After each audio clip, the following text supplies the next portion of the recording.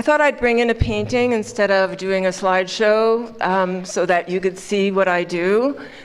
I do very highly colored storytelling paintings that are too large to fit in anyone's house. That's basically my goal. I do try to tell a story with the painting rather than think of it as a product. And I try to make every part of the painting alive. So I use a lot of patterns. I don't know what the painting is going to be until I'm 3/4 the way through it. I allow it to evolve and change, and I work with it like that until it finds a way to be done. But I didn't start out doing that. I started out as an illustrator in New York, and when you do commercial work, you have to know what you're going to do before you do it, and you have to sell it to somebody, and that's your contract. So what you do, you can't go home and have a better idea. You have to produce what you said you're going to produce. And very often you're dealing with people who are not artists, so you have to show them what you're going to produce and then go home and produce it.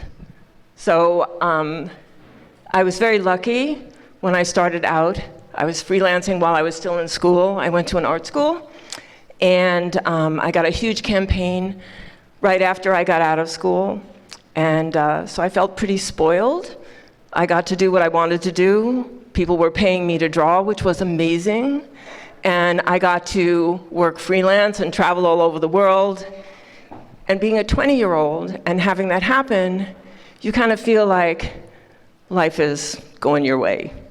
So what happens is, as a 20-year-old, you get a little lazy about it, a little casual about it. And I didn't draw for months and months, but that was okay because when I felt like drawing, I did something great. I was a little careless about what I did, but that was okay because when you're 20, you survive everything. So what happened is, one day I found myself in a situation that I wasn't going to survive. Through being careless of where I was, I found myself in a life and death situation.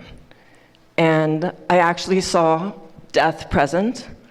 It was very, very dangerous. And I thought, I'm going to die here, and I'm going to die here today. And I didn't want to, and I was going to try not to, but I also understood that wishing that didn't make it so. I said to myself, I'm going to continue to try to survive as long as I can, but I may not. And I did, in all the chaos that was going on, make a kind of peace with life and death. I understood it. I'd had an amazing life. I met amazing people. I did amazing things. But what happened in my head is I heard this voice that said, oh, you never did your work. And that was going to be very, very sad if I died without doing my work. So I didn't know what my work was, but, I didn't die, by the way. I decided that I was going to paint. And painting was very different than drawing. Drawing is very lyrical and rapid, and painting is kind of like mopping floors that never end. So I didn't know what I was doing. I did some terrible paintings, and because I'm an artist, I could tell they were terrible, and yet I did another one. In the meantime, I got a phone call saying all of my drawings, all of my work, which was stored in the basement of my old apartment, had gone under 3 feet of water because a pipe burst. And it was all work that was done on paper, and it was 15 years worth of work gone. So this is something even I could get, that it meant whatever I had been up until that point was over. That was finished. And whatever I was going to become, I didn't know what that was. But what I had was now. And that was how I started to work.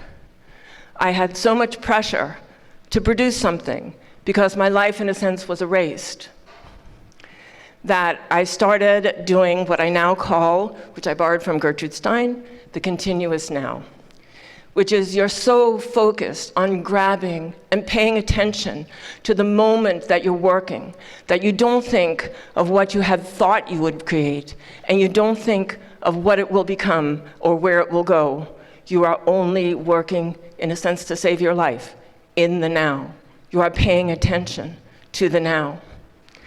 And that's what started to happen. That evolved a kind of meditation in the work, where it's like an alchemy, where you change the work, and the work changes you, and you change the work, and the work changes you.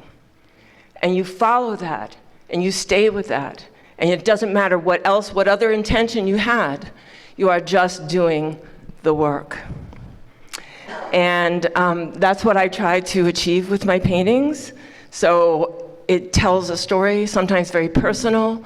Sometimes I use archetypes and mythology, but it's always to tell a story, a human story, so that whatever I use to create it doesn't matter anymore. Hopefully, if the story is true, anyone can look at the painting and find their story, or find a story.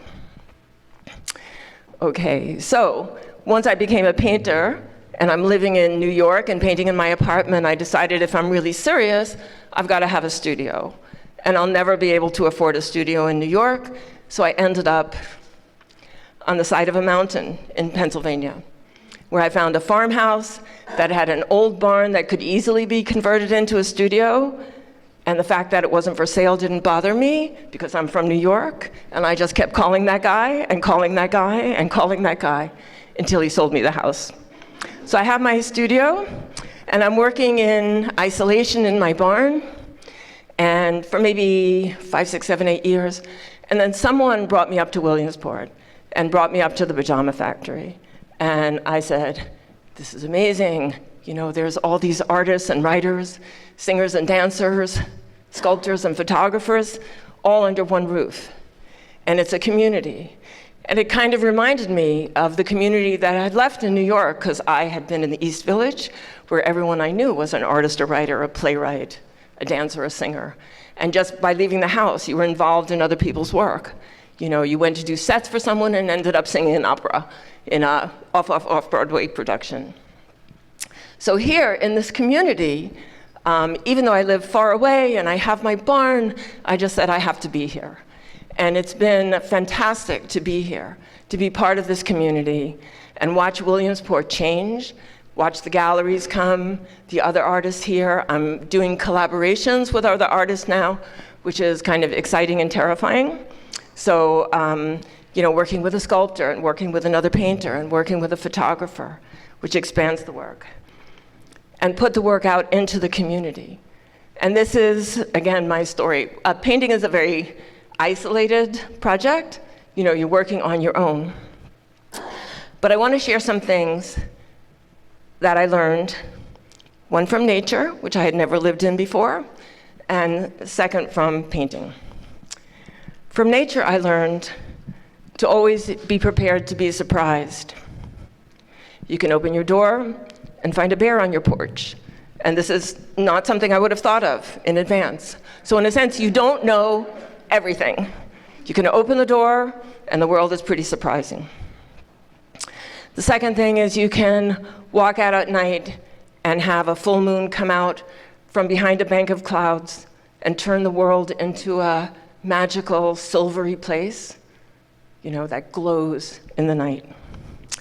You can watch wind come over the mountain if you're having a peaceful afternoon, and you see it in the tall grass, and instead of coming straight down the mountain, which is efficient, you can watch the wind go like this in a meander. And maybe that's the best way to get from A to B. You know, go with the flow. Okay. What I learned from art is this: be relentless. And this I'm offering into the community. Make a mess, start again, make a mess, start again, make a mess, start again. Like, just stay with it. The second thing in that is, and this is a little difficult, don't have a plan B. Don't reserve anything for when you fail. or anything that's going to be your real work. Put everything into your real work. Decide what your work is and put everything into it.